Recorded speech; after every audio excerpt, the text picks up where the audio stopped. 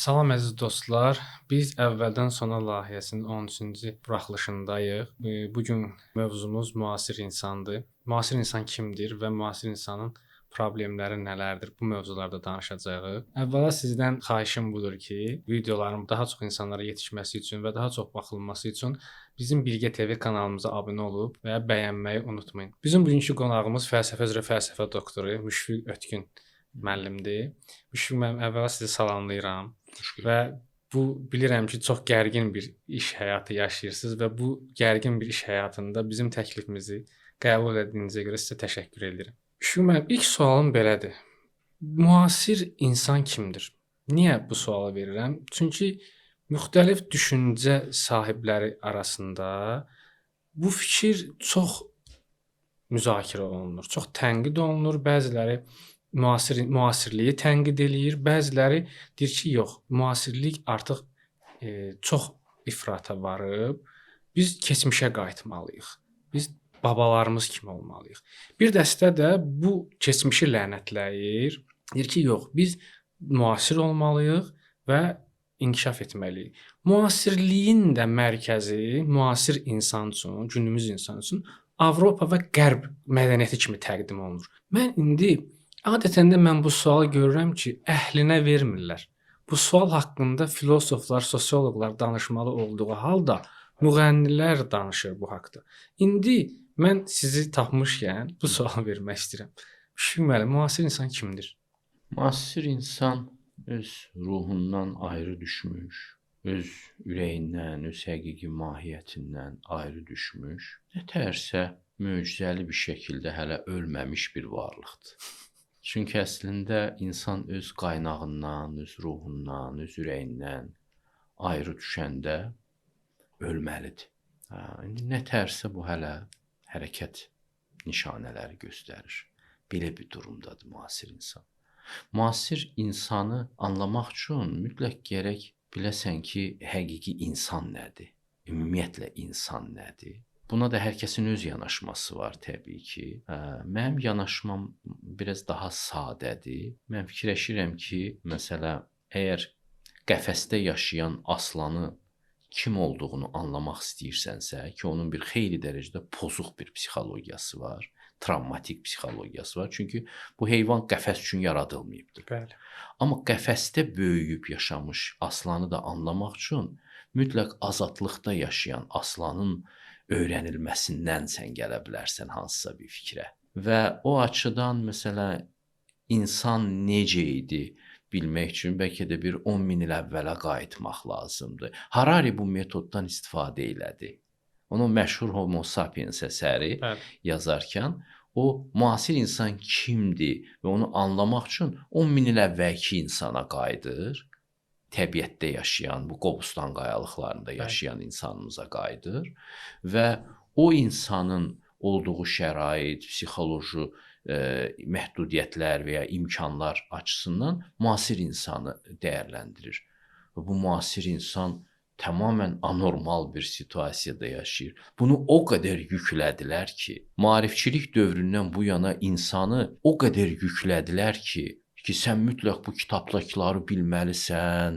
Yazıq uşağı 7 yaşından, 6 yaşından qoyurlar məktəbə.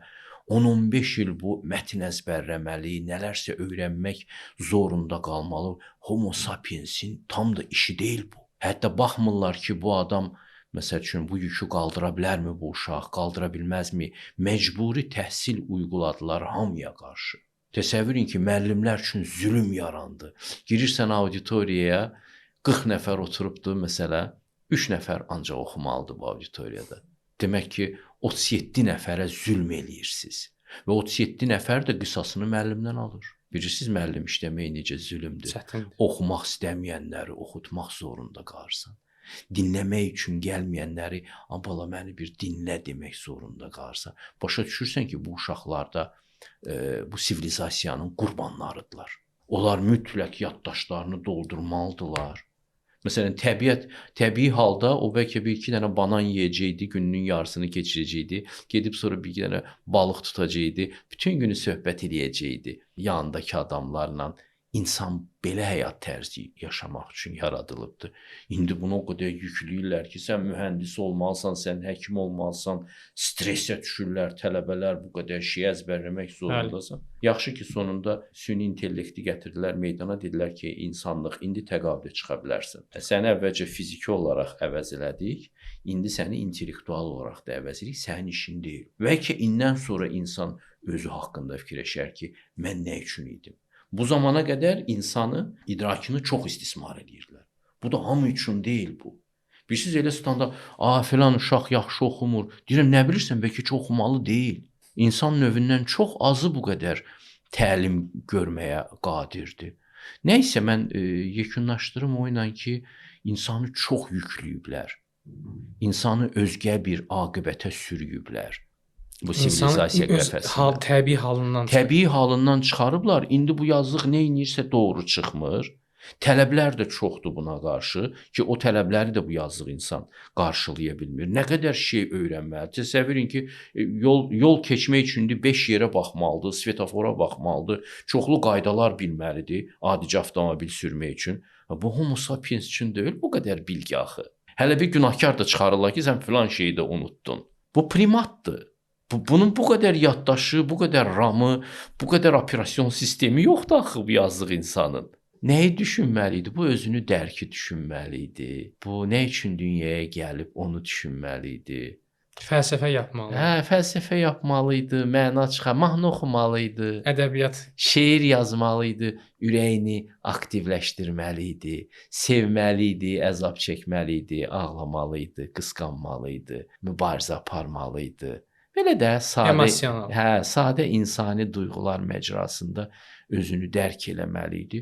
O mətləblər də hədsiz dərəcədə dərindir, amma bu qədər yaddaş tələb eləyən və bu qədər səy tələb eləyən bir fəaliyyət sahəsi də deyildi. O açıdan mən insanı çox bədbaxt görürəm. Müasir insan çox bədbaxt bir durumdadır. Öz həyatını yaşaya bilmir.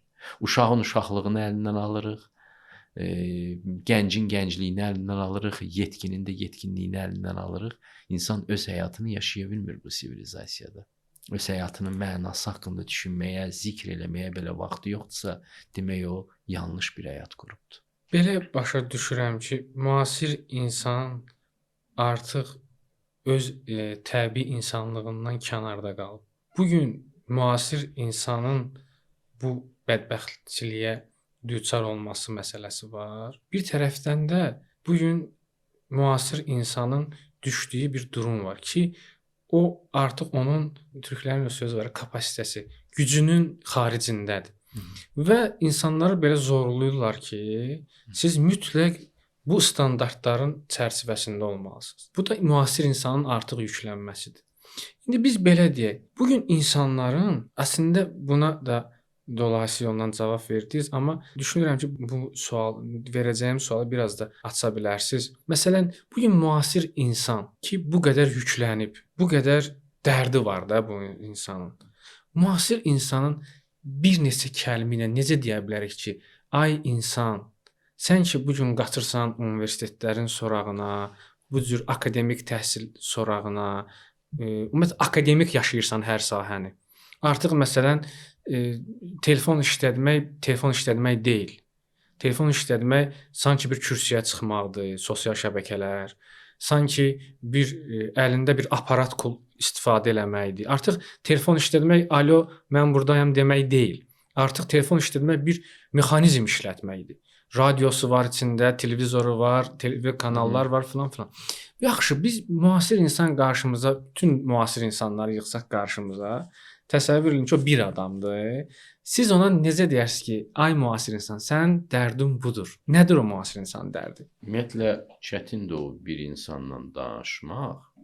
Filosoflar həmişə konkret insana danışırlar və konkret insanın ürəyində doğan suala cavab verirlər. Ümumi cavab yoxdur. Ümumi cavab. İndividualdır.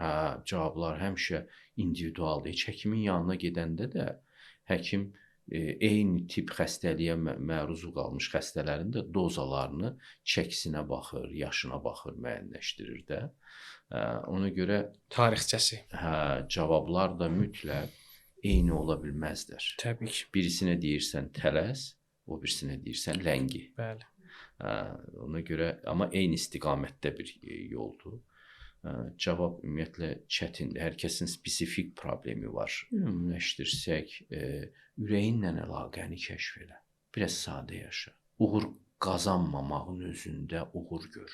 İndi çox yükləyiblər adamları, kompleks yaradırlar adamlarda ki, mən böyük bir karyeraya çatmasam, məşhur reytinqli universitetləri qurtarmasam, mənim həyatım sanki bir puçdur. Məşhur, nə bilim, alimlərin özündə belə məşhur jurnallarda mənim məqaləm çıxmasa, mənim kitablarım böyük tirajlarla yayımlanmasa, böyük bir şöhrətə çatmasam, mənim həyatım puçdur. Sən o qədər dəyərli həyatın var ki, sənin narahat olma bu şeydən. Sən elə həyatda qonşularınla söhbət eləsən belə, sənin həyatın puç olmayacaq.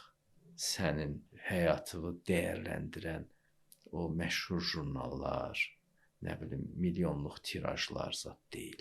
Həyatın mənasını sadə şeylərdə görməyi bacarmalıdır insan və bu müasir dünyanın ona sırıdığı uğur konsepsiyasını rədd etməyə gücü olmalıdır.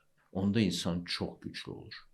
Bu, uşaqlarda çox təbii şəkildə alınır. Necə? Uşaqlar məsələ düşürlər həyətə oynayırlar torpaqla. Deyirsən gedək evə, deyir, yox, olmaz, mən hələ oynayıram. Xoşu gəlir onu oynamaq. Uşaq böyüyə izah eləyə bilmir ki, bu təbiətlə təmasda olmaq nə qədər mənalıdır, nə qədər gözəldir. Quşların səsini eşitmək, küləyin sənin üzvə oxşaması nə qədər dərin bir prosesdir. Mən bunun üçün gəlmişəm yer üzünə. Uşaqlar böyüklərin ona sırdığı uğur konsepsiyasını, gərəkliliyi qəbul eləmirlər.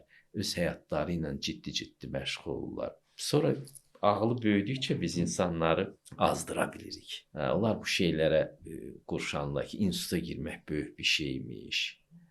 Nə bilim, karyerada nəyəsə nail olmaq, sənin hesabında bu qədər pul olsun, sənin avtomobilin bu markada olsun, evim nə bilim belə olsun.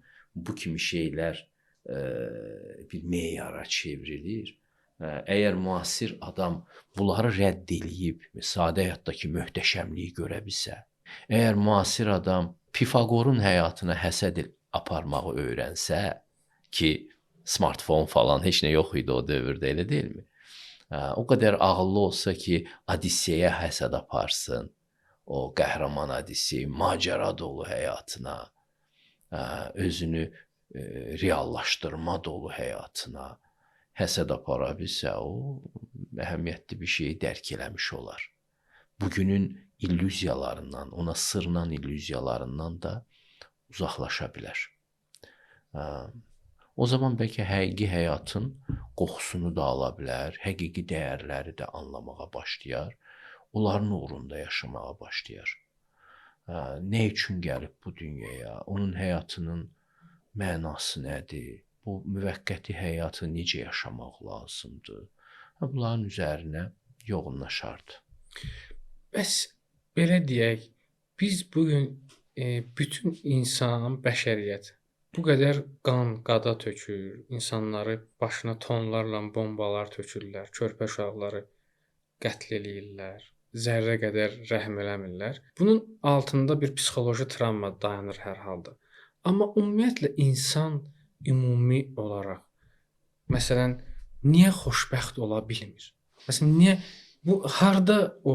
Məsələn, mən belə bir şey oxumuşdum bir əsərdə. Deyir ki, kimin ruhu aramdırsa, rahatdırsa, aramdırsa, o insan deyir xoşbəxt. Onun borcu da, xərci də, xəstəlikləri də olacaq, amma əsas onun ruhu aram olsun. Bax, bizim o xoşbəxtçiliyimiz ruha aramlıqdan keçir. Amma bizi ki başımızı kobud şəkildə doldurublar ki, sırıyıblar ki, əslində sən rahat maşında, nə bilim, Maldivlərə getməkdə, orada, burada sən xoşbəxt olacaqsan. Bizim o ruha aramlığımızı nə bərpa eləyə bilər? Müşfiq müəllim, mən necə eləyək ki, bizim Şəxsən mənim məsələn ruhi aramlığım olsun. Burada əslində suallar çox idi. Birinci sualı tutdum ki, niyə biz xoşbəxt ola bilmirik? Bəli. Niyə müharibələr baş verir? Niyə biz belə bir həyata gəlib çıxırıq? Bu insanın həqiqəti axtarmadığının və tapmadığının nəticəsidir. Həqiqət. Həqiqəti. İnsan elə bir dünyaya gəlib düşüb ki, o mütləq həyatın mənasını axtarmalıdır və tapmalıdır. Əks təqdirdə o öz insani dünyasını yarada bilməyəcək. O bombalar düşəndə bu bunun göstəricisidir ki, siz bir cəmiyyət olaraq həyatınızı məna üzərində qura bilməmisiniz. Məna Quran məsələn və başqa dini kitablar bunları bizə belə traktovka edir. Ki siz pis yaşayacaqsınız, mən sizi buradan çıxaracağam, yer üzə başqalarını gətirəcəm. Və sizin başınıza böyük sınaqlar gələndə anlayın ki, nələrsə demək düz eləmirsiniz siz. o nələr nədir? Həqiqətdən qopmaq. Həqiqəti axtarmırsınızsa, həqiqətdən qopmusunuzsa, həqiqətin əleyhinə yaşayırsınızsa, Yəni Tanrını. Yəni Tanrı da həqiqəti təmsil edir, ali səviyyəsini təmsil edir. Amma həqiqət biraz da geniş anlayışdır. O həqiqəti biraz aça bilərsiniz. O zaman sən cəzalanacaqsan. Sən ancaq həqiqətə sığınanda xoşbəxt olacaqsan. Həqiqətin yanında olanda huzur tapacaqsan. Həqiqətdən uzaq olduğun dərəcədə səni təhlükələr əhatə edəcək. Nətər məsələn, bunun rəmzi uşağın valideynlərlə münasibətidir. Uşaq valideynlərlə biraz uzaqlaşan kimi, diqqətdən kənar qalan kimi nə baş verir? Onu ya kimsə oğurlayır, ya başına pis iş gətirir, ya bir zülm eləyir o uşağa. Ona görə bu bir rəmzdir. Ki sizin ruhunuz da öz valideynlərin önəmini dinlər ona görə deyir ki, valideynlər Allahı təmsil edirlər, həqiqəti təmsil edirlər. Çox uzaqlaşacaqsınızsa valideynlərinizə qurd-quş sizi yeyəcək. Sizin ruhunuz da o körpənin vəziyyətindədir. Və cəmiyyət həqiqətdən uzaqlaşırsa, o cəmiyyətin başına bəlalar gələcək. Bu məsələ ilə çox manipulyasiya edirlər. Bəli. Filan yerdə bombalar tökülür, beşməkan yerdə qanlar tökülür. Heç kim də səhvi özündə görmək istəmir. Heç kim də səhvi özündə görmək istəmir. Həyatı yanlış traktavat edirlər, traktovka edirlər. Şərh edirlər. Ki, nətər olur bir ölkə gəlir, o bir ölkəni zəbt eləyir. Allah göstərir hansı bağ solur, hansı bağ çiçəklənir. Və onun niyə çiçəklənib, niyə solduğun səbəbini də Quranda aydın şəkildə göstərir. Və necə güclü olmağın yollarını da Allah aydın şəkildə göstərir. Ancaq həqiqətə yaxın olan cəmiyyətlər, onlar güclü olurlar. Həqiqəti necə izah eləyə bilərik? Məsələn, biz tutaq ki, bir mətbəxdə soğan soya-soya Ramiz Rövşən demiş bir xanıma həqiqət nədir? Ay xanım, sən ona görə bu həqiqətdən uzaq düşmüsən. Həqiqət çox çətin sualdır, amma cavabı da var. Budda deyirdi ki, eşidincə sakit olduğun sözdür həqiqət. Yəni tam rahat olursan, evində olursan. Eşidincə bütün narahatlıqların səni tərk edir. Tapsan artıq. Hər şeyin var. Şükranlığa oxşuyur həqiqət. Şükranlıq halı həqiqətə oxşuyur. Ona görə Allah deyir, bol-bol öyün Allahı, bəlkə nicat tapasınız. Sən şükür Allahım sənə, şükür Allahım sənə, şükür Allahım sənə deyə zikr eləsən, ola bilər ki, 10-15 dəqiqədən sonra o halı yaşayacaqsan. Ki, sənin hər şeyin var. Sənin heç nəyə ehtiyacın yoxdur. Sən tapmısan hər şeyi. Sənə nə lazımdırsa sənə verilibdir. Həqiqəti tapmaq buna oxşuyur. Bunun yaşantısına oxşuyur. Sevgiyə oxşuyur həqiqəti tapmaq. Sən yoxsan, hər şey əksik. Sən varsan, hər şey tamam. Həqiqəti tapanda belə yaşantı yaranır ki, hər şey super imiş. Amma müasir insana o yaşantını yaşamağı haram eləyiblər. O həmişə narazı olmalıdır. Özündən də narazı olmalıdır, həyatdan da narazı olmalıdır. Hər şeydən də narazı olmalıdır və güya ki, bu narazılıq inkişafın da qəşəng bir motivatoru imiş, stimulu imiş. Adamlar unudublar ki, həqiqi inkişafın stimulu narazılıq yox, razılıqdır, şükranlıqdır. Həqiqi inkişaf eləyən adam şükran adamdır. Allah deyir, kimin ki var, deyəsən İncildə rast gəlmişəm, ona yenə veriləcək. Kimin ki yoxudur, olan da əlindən alınacaq. Bu şükranlıq həqiqət haqqındadır. Kim ki şükr eləyir, ona daha çox veriləcək. Çörəyi çörəkçiyə verəcəklər. Kim ki narazıdır, olmayanı da əlindən alınacaq. Olmayanda. Hə, Ağır sözdür. ağır sözdür. Ona görə də elə bilirlər ki, narazılıq hissi ancaq depressiyaya gətirir. Siz nə vaxt həqiqi şükran adamı gördünüz, onun həyatını tədqiq elədiniz, anladınız ki, bu necə yaşayır. İnanırsan, şükranlıq yolu bərəkət yoludur. Cəmiyyət üçün də şükranlıq bərəkət yoludur. Bunlar elə bilirlər ki, adamlar ac qurd kimi narazı olanda o cəmiyyət inkişaf edir. Biraz da qoparım. Çox istə ki, biraz da olsa əli çatsın. Adamlara belə gəlir ki, narazıçılıq nə qədər çox olsa, bir o qədər cəmiyyət inkişaf edir, şəxsiyyətin ən yaxşı cəhətləri şükranlıq zamanı açılır. Məsələn, siz elə bilirsiniz ki, Yusif peyğəmbər quyuya düşəndə Misirin sultanı olmağı arzulayırdı. Elə bir duyğular yaşayırdı. İndi gənclərin ağlına bu şeyləri soxurlar. Həyat onu hara gətirəndə o şükr eləyirdi yalnız. Okey, indi mən buradayam, quyunun dibindəyəm. Sonra onu gətirirlər, qul kimi satırlar, deyir, okey, indi mən qul kimi satılıram. Sonra o zənginin evində işləməyə başlayır, okey, indi mən burada işləyirəm. Həbsə düşür, sınaqlara məruz qalır, şərə məruz qalır. Həmişə şükr eləyir Allaha, çünki qəti əmin idi ki, nadir insanlardan idi ki, Allahla bağı var idi, inamı var idi. Ki, mənim başıma nə iş gəlirsə gəlsin, o məni aparır. O bilir məni nə üçün hazırlayır. Mən onun əlinə tabiyəm. O heç nə arzulamırdı ki, gələcək o boyda Misirdə baş nazir olacaq. O sadəcə olaraq Allahın qulu idi, işçisi idi hər yerdə. Karyera bu cür qurulur.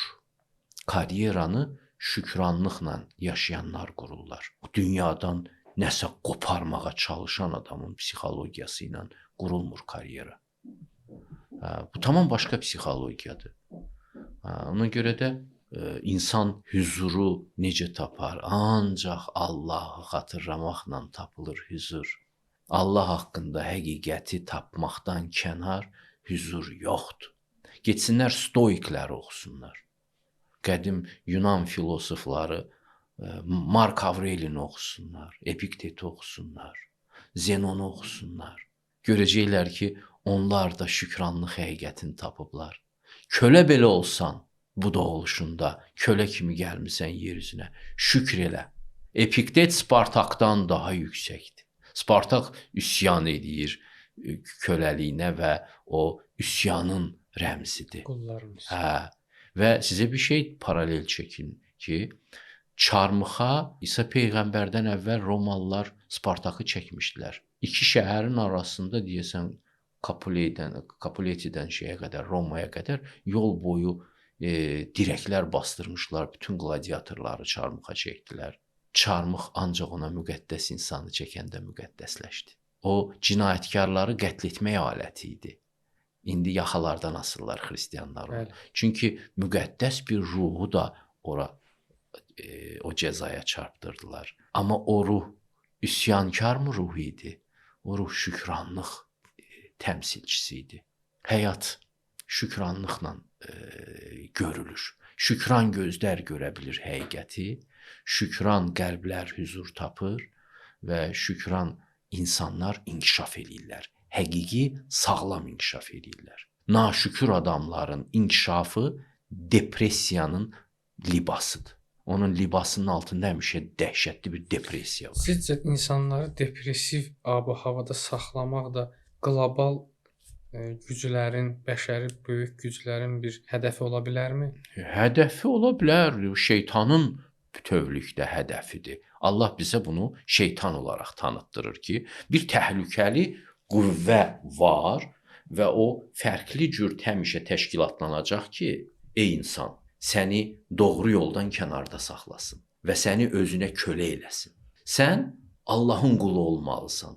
Allaha qulluq eləməlisən. Sənin səadətin həqiqətə qulluğundadır.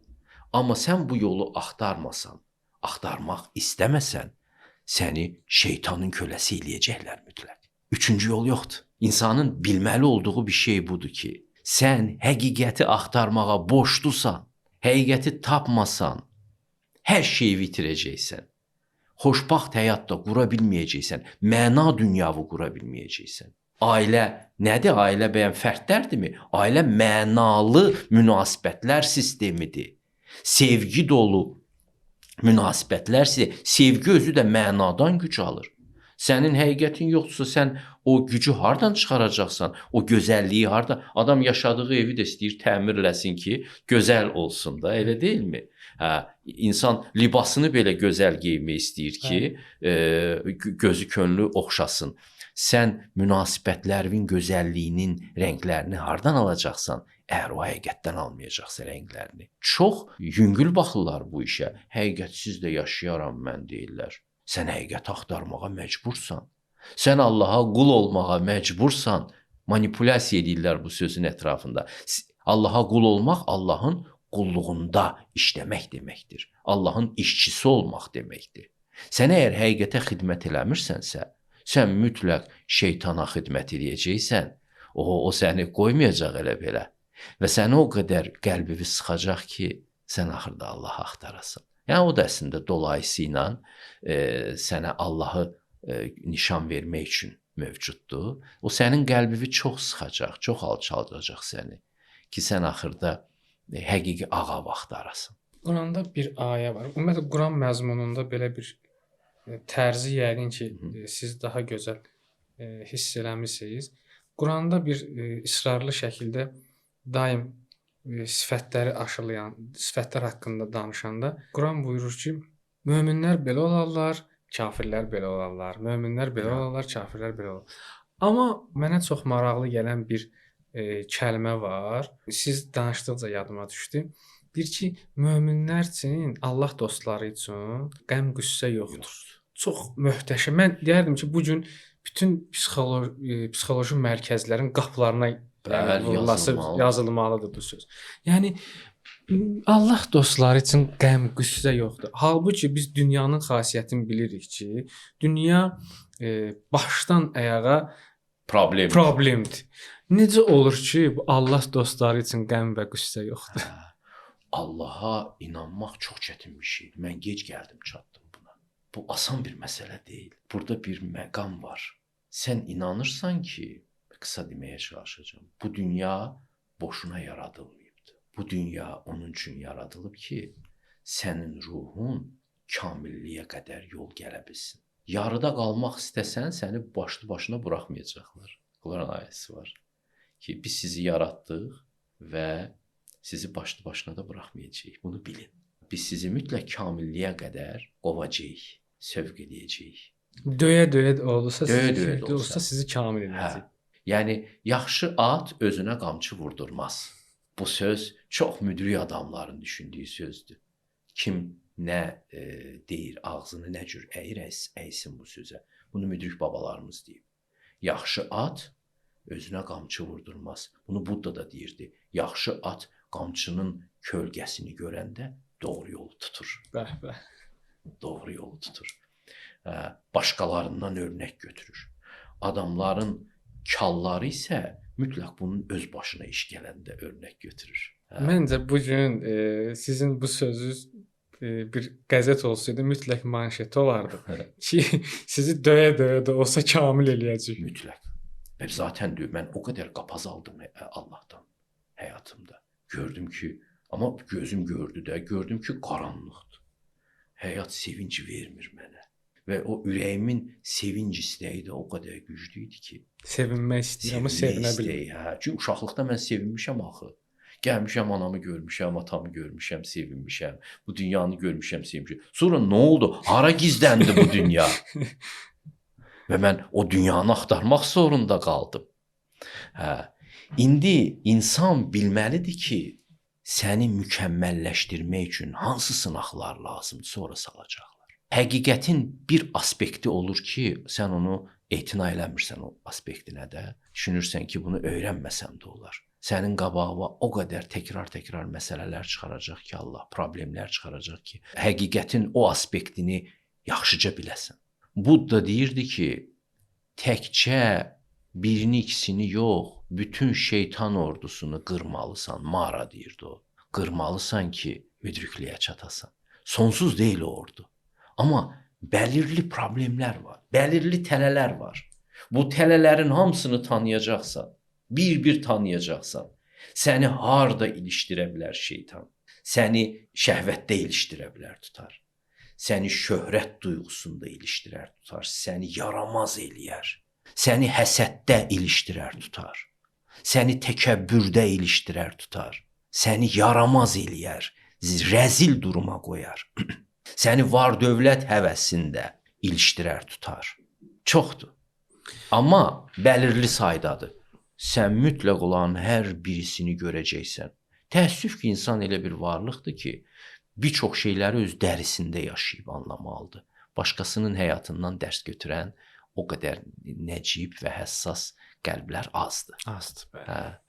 Onlar müəyyən təcrübəni də öz dərilərində yaşayırlar. Ondan sonra başqalarından örnək götürürlər. Quran zaten hər səhifədə deyir ki, bir baxın başqa sivilizasiyalara, başqa ölkələrə, Və ondan da danışır. Başqa insanların taleylərinə baxın. Bizə peyğəmbərlərin bioqrafiyasını göstərir. Biz onları bütləşdirəkmi? Biz onları özümüzdən çox müqəddəs, fərqli adamsa. Yox, deyir, sizin qardaşınızdır. Baxın, bunlar məni belə axtardılar. Siz də belə axtarın, onlara verdiyimi sizə də verərəm. Onlara verdiyim lütfdən sizə də verərəm. Nemətdən. Ki, Fatihə surəsində biz səhər axşam o neməti Allahdan istəyirik. Elə deyilmi? Deyir, bax, belə gəlin, İbrahimin addımları ilə gəlin. O axtarırdı məni. Mən də səmimi axtaranları sevirəm. Axtarın məni. Amma çıxmısan axtarmağa, ağzın ayrıldı, getdin başqa bir hədəfə, sahibi də itirdin, o it kimi, qaçdın başqa yerə, sahibini də çıxdı, getdi. Sonra qaldın ac-yalavac düzün ortasında. İnsan çox vaxt onu ilə məşğuldur. Bayaq adını çəkdiyim Odissey, Homerin Odissey əsəri də buna möhtəşəm bir abidədir. Mən ixtisasca şərqşünasam, amma fərqli sahədə işləyirəm. İndi Quranda Bələd surəsində maraqlı bir ayə var. İndi ərəbcəsi belədir də: "Xələqnəl insane fi kəbət." Nə Deyir ki, deməkdir? biz insanı çətinlikdə yaratdıq. Yəni o fi dadə şəkilçisidir də. Yəni çətinliyin içində yaratdıq. Məsələn, mən hardayam? Evdə. Yəni evin içində. Bu da ayə buyurur ki, biz insanı çətinlikdə yaratdıq. Sizcə bu çətinlikdən qaçmaq ilahi qanundan qaçmaq deyilmi? Əlbəttə. Çətinlikdən qaçmağı deyilmi nədir? Bəli. Məsələn, adamların çoxusu narkotikə qaçır, o çətinlikdən qaçmaqdır. Süni şəkildə həzz almaqdır. Sən həqiqəti dərk eləyəcəksən və məst olacaqsan həyatı görməkdən. Buna çata bilmirlər deyə süni narkotik vasitələrə vururlar özlərini adamlar. Sənin işin biraz çətindir, düzdür. İbrahimin yolu çətindir, Yusifin yolu çətindir, Məhəmmədin yolu çətindir, Zərdüştün yolu çətindir.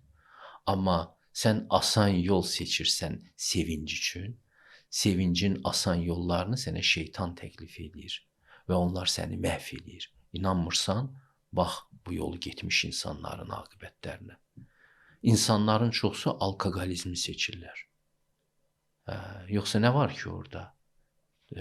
Onu Keyirlər. Onu içir ki, heç olmasa o çətinlik situasiyasından güya çıxsın. Sən o situasiyanı transformasiya eləməlisən. Çətindir insan olmaq. Bunu nə var bilmək ki, o Kiplingin Mauqli əsərində də belə aslanlar gəlirlər, canavarlar baxırlar insanoğluna. Deyirlər, bu qurbağaya oxşayır.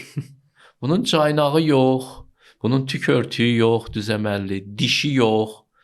Bu nə yazıq bir varlıqdır. Meymunlar belə bizdən daha qüdrətlidirlər, çox-çox qüvvəlidirlər. İnsan çox acizlikdə yaradılıb həm də. O çətinliyin bir tərəfi də insanın acizliyin içində. Və Allah niyə onu bu cür belə aciz və çətinlikdə yaradıb? Zülm eləsinmi? eləmək üçünmü? Yox. O mərhəmətin ifadəsidir o acizlik. Aciz olan böyük qüdrət axtarmağa çox yaxın olur. Aciz olan ancaq böyük qüdrət axtara bilər.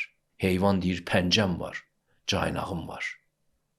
Heyvan ona görə həqiqət axtarmır. Bəzi insanlar da öz pəncəsinə çox güvənəndə, caynağına, dişinə çox güvənən elə insanlar görürük biz. Puluna, məsələn, çox güvənən. O da caynağıdır. O da onun caynağının ifadəsidir zaten. O da həqiqət axtarmır axmaqcasına. Ağıllı adamlarsa həqiqət axtarırlar. Onlar özlərinin acizliyini bilirlər. Acizliyini insana göstərmək üçün Allah şuur da veribdir ki, bax ki, öləcəksən, torpağa qarışacaqsan. Bir heyvan buna zikr eləmir. Amma bir insan buna zikr eləyib narahat olmalıdır. Bəs əbədi həyat nədir deyə axtarmalıdır. Ölümsüzlük hardadır deyə axtarmalıdır. Bu şeylər əslində o çətinlik situasiyası ki, insan olmaq çox çətindir. Birdən dərk edirsən ki, sən bu dünyaya gəlmirsən ki, burada öləsən, adamı soyuq tər basır. Ki, bu nə qəribə bir yer imiş. İnsan olmaq necə əcaib bir durum imiş. Və bu çətinlik isə Allaha doğru gedən yolu qısaltmaq üçündür. Bütün varlıqlar Allaha doğru gedir. Ağaclar da, quşlar da, hamısı Allaha doğru gedirlər, ibadət edirlər. Yəni, insanı isə Allah, insanı finişə yaxın qoyubdur. Bütün varlıqlardan.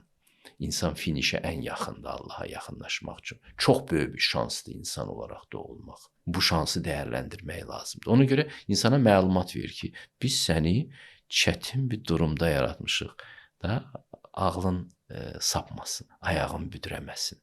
Bilirik nə edirik. Və sənə zülm eləyək deyə bu vəziyyəti yaratmamışıq. Anla ki, bu da mərhəmətin ifadəsidir. Çıxışınızın əvvəlində qeyd elədiniz ki, insan əslində çaydan 2 balıq tutub, onu bişirib yeyib, evdə xoş danışıb, belə xoşbəxt olan bir varlıqdır. Nə bilim, getirir, qoyun otarar, onu kəsər, soyar, satar, yeyər. Belə deyə də insan kosmosa raket uçurtmaq üçün yaranmayıb. Dəqiq deyə bilərəm. Mən həmişə uşaq dostlara deyirəm ki, deyirlər ki, məsələn, hansı yemək faydalıdır? Deyirəm ki, mən o dostlarıma deyirəm ki, insan torpaqdan yaranıb, torpaqdan nə çıxsa yesən, yəni təbii şəkildə yesin, sənə faydalıdır. Çünki öz tərkibindir. Ona görə torpaqdan nə götürsün yesən, sənin üçün faydalıdır. İndi insan, biz deyirik ki, bu qədər insanlar, burada bir anormal vəziyyət də var. İnsanların böyük şəhərlərə axışı. Məsələn, hamı istəyir, məsələn, Azərbaycan Bakıya gəlsin, Bakıda yaşasın, filan. Dreiser'in Kerri bacı əsəri var. Orada Kerrinin şəhərə gəlmək bir məsələ var. Orada bir hal yaşanır ki, Kerri bir belə deyək, evdar xanım idi, artıq o aktyor olacaq və böyük şəhərə gələcək. Sanki orada Dreiser bir dayanır, bir dərindən nəfəs alır. Sonra yazır ki, böyük şəhərlərin böyük fəsadları var.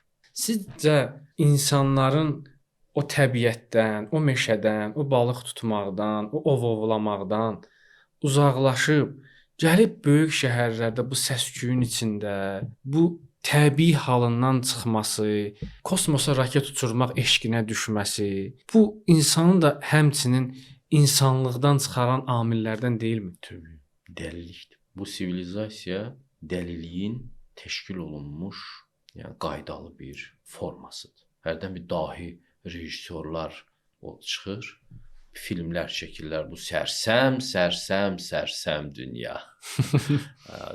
Unuttum kim çəkibdi bunu. Böyük rejissorlardan birisi. Dünya budur. Və ya Ağıldan Bəla kimi əsərlər yazırlar. Dünya budur. Və böyük şəhərlər də insanları bir-birinə yaxınlaşdırmadı, uzaqlaşdırdı. Bəli. Böyük şəhərlər cəhənnəmdir. Böyük şəhərlərdə insanlar ünsiyyət eləmirlər bir-birinə. Yenə deyirəm, insanın həqiqətə olan münasibətinə görə yaranır onun zahiri həyatı. İnsanın içində həqiqətlə münasibəti necədirsə, onun həyatı da o cürdür. Biz insanları həqiqətə yaxınlaşdıra bilsək, hamısını yox təbii ki, belə bir hədəf qoyulmur da. Allah da belə bir hədəf qoymur. Deyir, mən istəyirəm ki, insanların içərisində az da olsa yol göstərən biriləri olsun. Yəni elitası. İndi demokratiya dövründəyik. Bu da bir çox kirli bir dövrdür ya, deyim sizə. Demokratiyanı dəyərə çeviriblər. Heç bir ağlı başında olan filosof demokratiya tərəfdarı olmayıb. Mən də sevmirəm demokratiyanı. Çünki demokratiya səsləri sayır.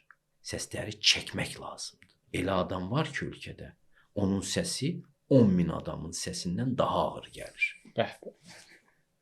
Elə adam var ki, onun səsi 100.000 adamın səsindən daha ağırdır. Yəni Ramiz Rövşənlə adi bir insanın səsi eyni olmalı. Eyni olmamalıdır. Amma adi insan deyir ki, xeyr ola, sən də insansan, mən də insanam. Həddini bilmirlər. Bu da maarifçilikdən gəldi, bu nastroyeniyalar. Düzdür, maarifçilik sonra yarandı da, məsələn 18-ci əsrdə yarandı. Amma demokratiya məsələn Yunanlarda artıq var idi də. Amma bu insani hallardır, xəstəliklərdir.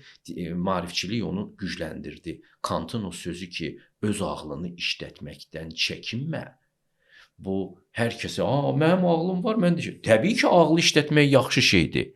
Amma sən həm də həddini də bilməlisən. Məsələn, elə şeylər var ki, sənin ağlıva görünmür. Sənin bəsit ağlıva hələ görünmür. Sən öz ağlını ölçüyə çevirərsən, bədbaxt eləyərsən özünü də ətrafını da. Məsələn, tutalım ki, sən Allahı hələ görmürsən. Sənin ağlın bunu görmür. Bu o demək deyil ki, o yoxdur. Nəsiminin ağlı isə bunu görürdü. Bəli. Cəlaləddin Ruminin ağlı bunu görürdü. Nizaminin ağlı, Qəzalinin ağlı bunu görürdü. Amma sənin məhdud ağlın bunu görmür. Amma sən demokratiya hüququndan istifadə edirsən, deyirsən, mən də insanam, Nəsimi də insandır. Yox, əzizim, həddini bil. Həddi bilmək də insani gözəllikdir. Biz bunu itirdik, başa düşürsən? Biz onu unutduq ki, hər bir xalqın elitası var həmişə. Əsilzadələr. Biz əsilzadəliyi ləğv elədik. Bir neçə əsr əvvəl Avropada belə bir üsyan yarandı əsilzadələrə qarşı. Knyazlar, qraflar yoxdur. Egalite, biz hamımız bərabərik də. Bizdə də bəy sözünü saldılar qəribliyə. Bəy sözü də itdi getdi aramızdan. Əfəndi sözü də itdi getdi aramızdan. Biz hamımız olduq bərabər. Amma bu bərabərçilik də bir cəhənnəmdir. Bu həyatı, ölkənin taleyini tamamən küləyə atmaq deməkdir. Qərbdən də bunu dəstəkləyirlər. Əgər bu xalqın elitası formalaşmayıbsa, onu demokratiyaya soxmaq, onu məhv etmək deməkdir. Deyirəm, altında cızıram. Bir xalqın elitası formalaşmayıbsa və ya onun elitası məhv olmuş durumdadırsa ki, məsələn, bolşeviklər uzun məqsəd yönlü şəkildə bizim elitanı məhv elədilər.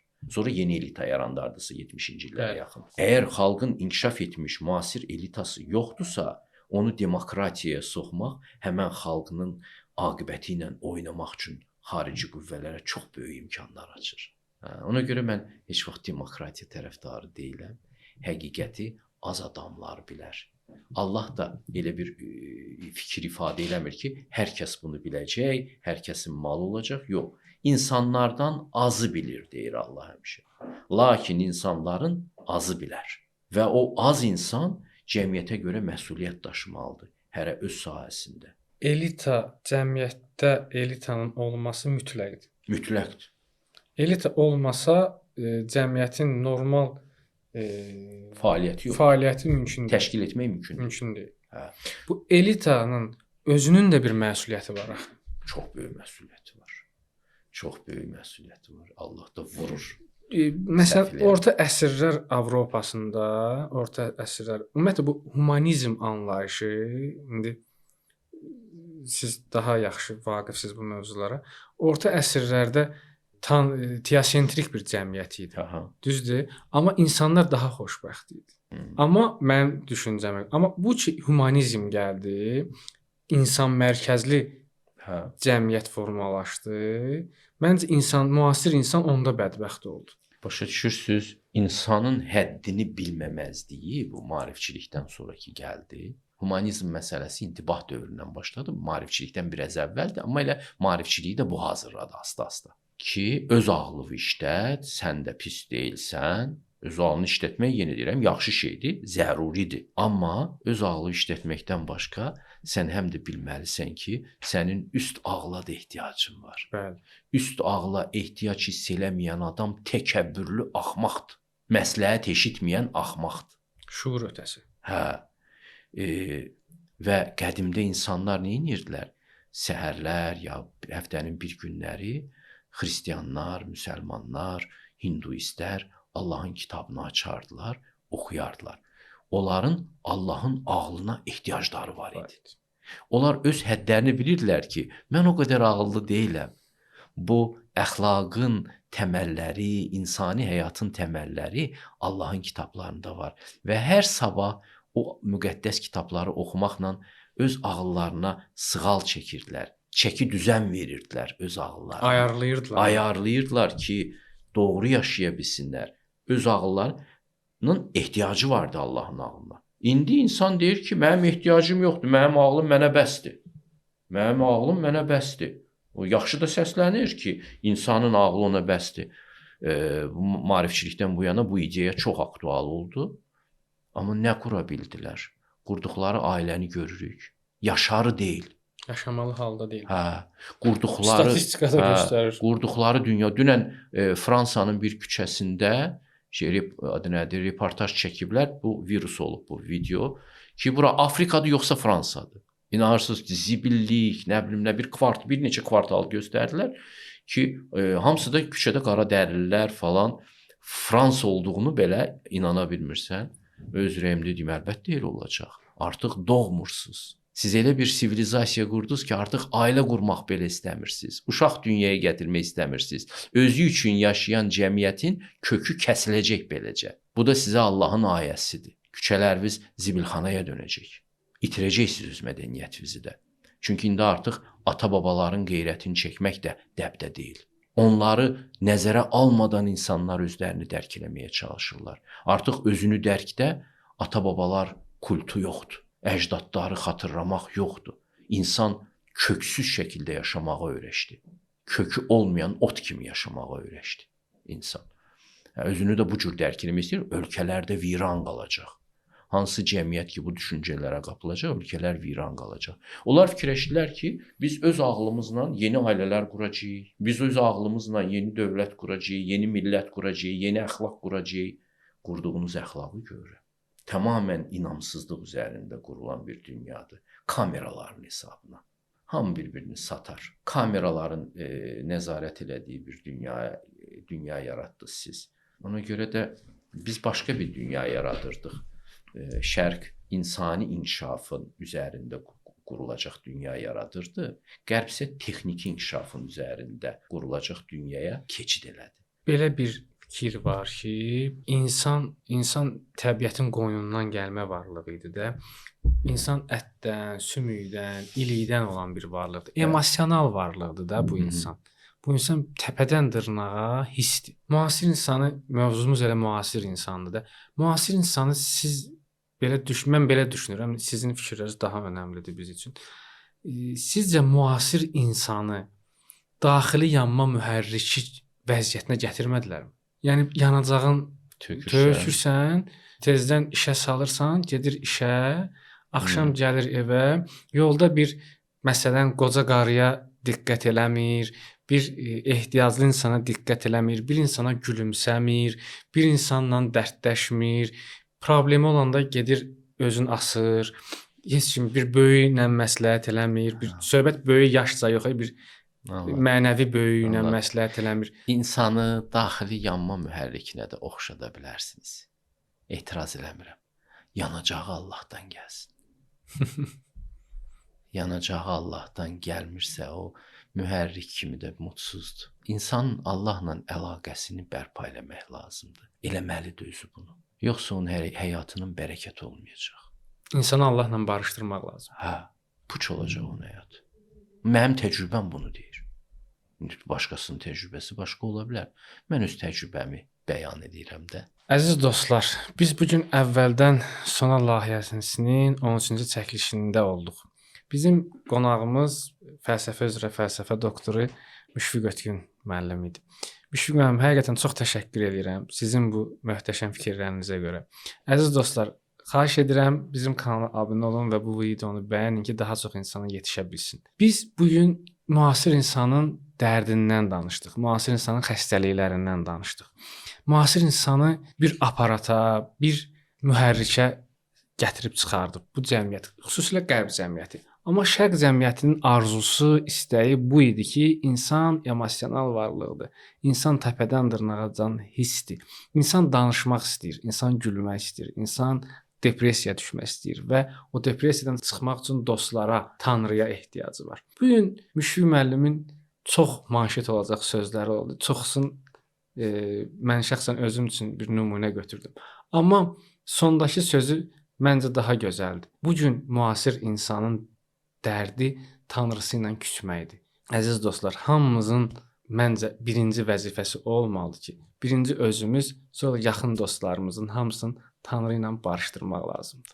Çox sağ olun, gələn verilişlərdə görüşəndək. Çox sağ olun, Müşfiq müəllim.